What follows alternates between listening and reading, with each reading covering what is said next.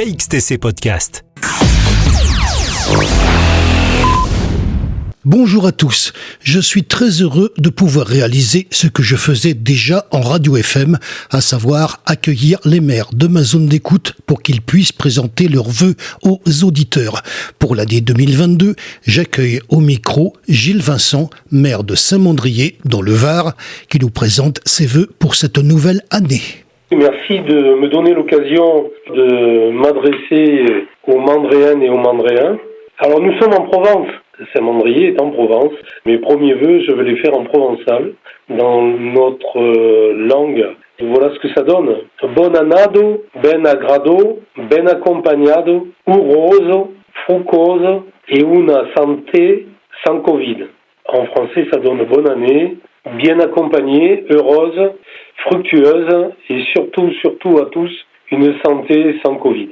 Alors une fois que les vœux viennent d'être faits, il faut expliquer à la population ce qui risque de se passer tout au long de l'année 2022. Et vous le savez, à Saint-Mandrier, il se passe beaucoup de choses. On essaye d'avoir une commune, comme les autres d'ailleurs, comme les autres communes de la métropole, qui soit dynamique. Déjà, au niveau des travaux importants, nous avons lancé le projet de réhabilitation de la propriété Flich, qui a été un gros combat, puisque cette propriété a été mise en adjudication judiciaire, que des promoteurs divers et variés, dont le grand couturier Pierre Cardin, voulait faire un grand ensemble immobilier. Donc on a réussi, il y a 2 ans maintenant, à récupérer ce bien.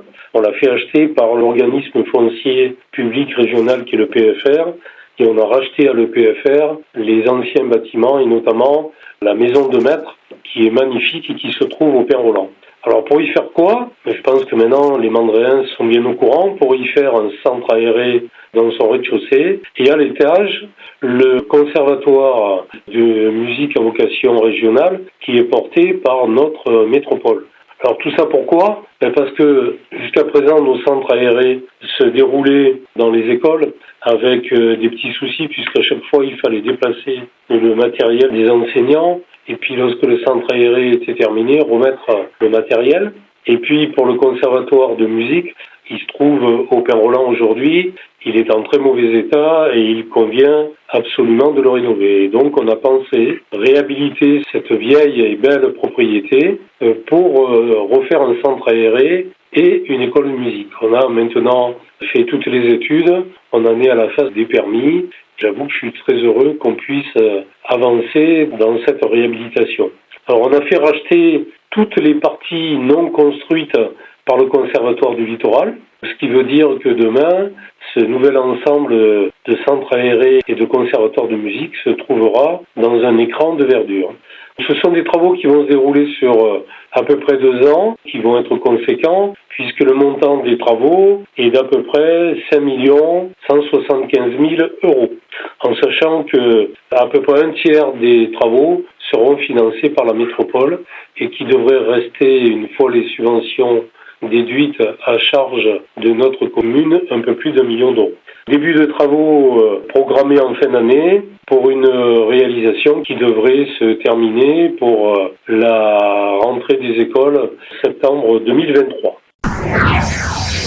En même temps, nous avons décidé de construire un foyer des jeunes et une médiathèque.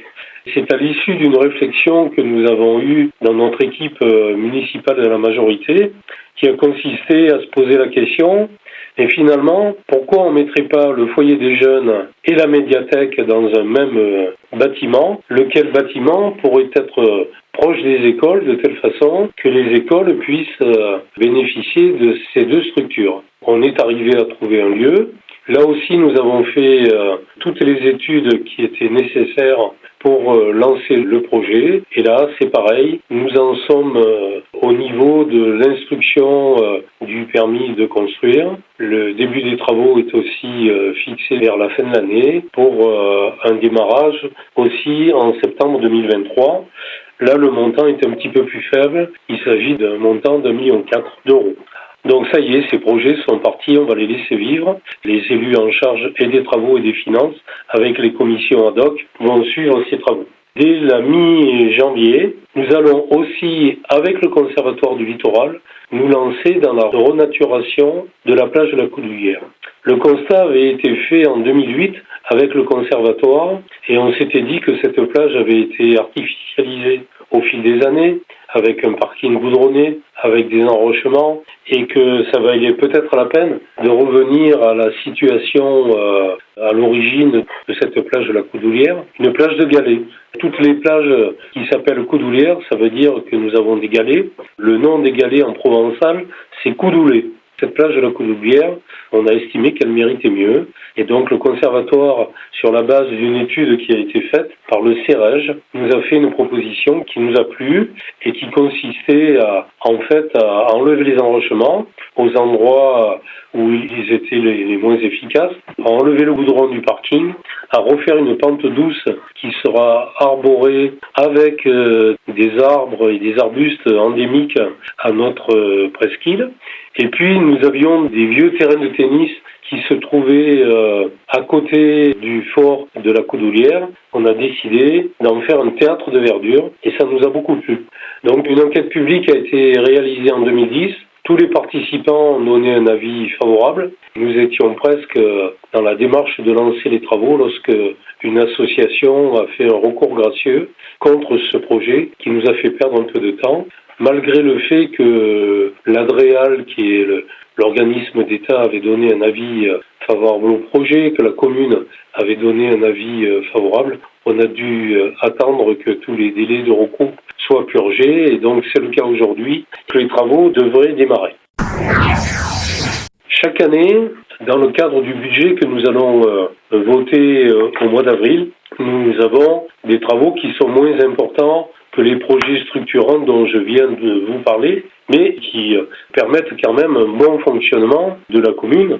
Il s'agit notamment des travaux dans les écoles. On a des bâtiments qui maintenant commencent un peu à dater, donc il faut regarder pour améliorer l'isolation, changer les fenêtres, revoir le parquet. C'est des travaux qui sont importants parce que si on ne les fait pas, dans quelques années, c'est toute l'école qu'il faudra refaire. Bon an, mal an, chaque année, on investit dans les écoles parce que nous estimons que nos enfants doivent travailler dans de bonnes conditions. Nous avons aussi un projet d'extension de la mairie, sur l'arrière de la mairie. Alors ce sont des petits travaux, c'est tout simplement pour donner de l'aise à nos employés qui travaillent eux aussi dans de bonnes conditions et que les élus qui ont en charge des projets puissent aussi s'installer dans des bureaux. On parlera aussi cette année de sécurité. Nous réfléchissons à recruter pour avoir du personnel supplémentaire au sein de la police, pour étendre nos caméras de surveillance. Alors je sais qu'elles sont décriées par certains, dont les membres de l'opposition, qui considèrent que nous faisons du flicage. Écoutez, moi je préfère être accusé de faire du flicage et faire baisser les problèmes de sécurité à Saint-Mandrier. Nous continuerons. Nous avons aujourd'hui 43 caméras. Par tête d'habitant, nous sommes une des communes qui a le plus de caméras et c'est peut-être la raison pour laquelle aujourd'hui nous avons des statistiques d'insécurité qui elles aussi sont les plus basses. Alors je suis aussi un adepte de Facebook. Ça me permet de prendre la température, de voir ce que certains pensent de ce qui se passe aujourd'hui sur la commune. J'ai vu que certains se plaignaient des constructions que 2 aménageurs faisaient au Pin-Roland. Alors oui, nous sommes obligés, comme beaucoup de communes, à construire des logements, et notamment des logements sociaux. C'est la loi. C'est la loi qui s'impose à nous. La première, c'est la loi SRU, qui nous imposait 20% de logements sociaux, qui a été complétée par une loi d'une ministre écologique qui s'appelle Madame Duflot, donc la loi Duflot, qui va nous imposer de construire 25% de logements sociaux en 2025. Qu'est-ce qui se passe lorsqu'on ne construit pas ces logements sociaux? Nous payons des pénalités. C'est le cas aujourd'hui à Saint-Mandrier, puisque nous sommes à 6,7%. Donc ça, c'est la première raison. La deuxième raison, même à Saint-Mandrier, il y a des gens qui ne peuvent pas se payer un logement décent. Et c'est aussi le rôle d'un maire de trouver des solutions pour pouvoir les loger. Nous avons pratiquement 200 demandes de logements sociaux et c'est la raison pour laquelle, dans notre programme d'urbanisme, nous avons inscrit 320 logements sociaux, puisque c'est un programme qui va durer jusqu'en 2030.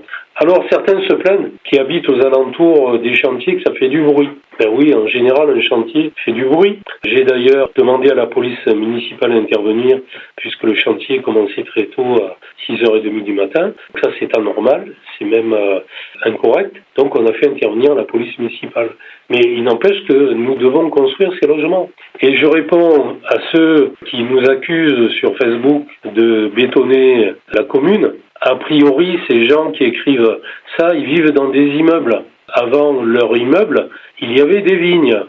Si on va comme ça, on peut remonter jusqu'aux Romains qui fréquentaient, ou les Grecs, qui fréquentaient la commune dans les temps anciens. Ils pourraient aussi dire que la commune a bien changé. Mais une commune qui vit, c'est une commune qui avance. Et une commune qui avance, c'est une commune qui permet aux entreprises de s'installer comme nous l'avons fait lors de le départ de l'ABN et la restructuration de l'ABN en base de réparation navale de Grande Plaisance. Je rappelle que nous avons créé près de 400 emplois directs et indirects. C'est aussi une commune qui permet aux habitants d'y vivre et donc de construire des logements, de faire venir des commerces. Nous aurons un commerce qui va venir s'installer en plein milieu du village. Et donc, lorsqu'on est élu, on ne peut pas avoir une vue étriquée qui consisterait à dire il faut protéger à outrance sans se préoccuper tout simplement de loger les gens et leur donner une activité. Et c'est ça, la dure vie d'un élu. Nous sommes toujours obligés de faire des compromis. C'est notre façon de penser. Et c'est peut-être la raison d'ailleurs pour laquelle, depuis 1995, les Mandréens nous ont fait confiance. Dès le premier tour des élections municipales, ils ont bien compris que, effectivement, nous étions là pour faire des compromis entre une préservation et une extension de la commune, mais aussi parce que nous avons des résultats financiers qui sont éloquents, puisque la commune n'est pas endettée. Malgré tout, nous avons des taxes d'imposition qui sont relativement basses, et c'est parce que nous gérons bien la commune que aujourd'hui nous sommes heureux de vivre tous à Saint-Mandrier. Encore une fois, bonne année à tous. KXTC Podcast.